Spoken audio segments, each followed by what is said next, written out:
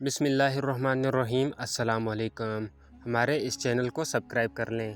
اماں دیکھ لو کب سے گھر آیا ہوں، بھوک سے برا حال ہے، ابھی تک کھانا گرم کر کے نہیں لائی آپ کی لاڈلی۔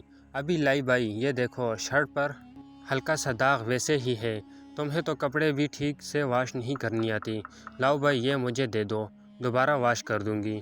یہ پہن لو، کل ہی اماں سے نئی منگوائی تھی آپ کے لیے۔ اوف اوف، کھانے میں اتنی مرچی، پتہ نہیں کب کھانا بنانا آئے گا اس چڑیل کو۔ اماں آپ خود کھانا بنا لیا کریں نا، ایسا کھانا مجھ سے نہیں کھایا جاتا۔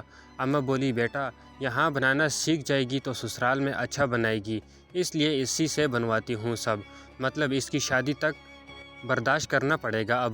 اماں مجھے گھورنے لگی، پتہ ہی نہیں چلا کب وقت گزر گیا اور اس چڑیل کی شادی کا دن آ گیا۔ صبح سے ایسے لگ رہا تھا جیسے کچھ چھیننے والا ہے۔ وہی بہن جس سے بات بات لڑتا تھا آج جان سے بھی پیاری لگ رہی تھی۔ آج صرف اس کی فکر تھی۔ پھر رخصتی کے ٹائم خود بچوں کی طرح روتے دیکھا، یوں لگ رہا تھا دنیا لٹ گئی۔ ہر وقت بہنوں سے لڑ لڑ کے، مگر جب یہ وقت آتا ہے جیسے جسم سے جان ہی نکل جاتی ہے۔ اللہ سب بہنوں کے نصیب اچھے کرے، آمین۔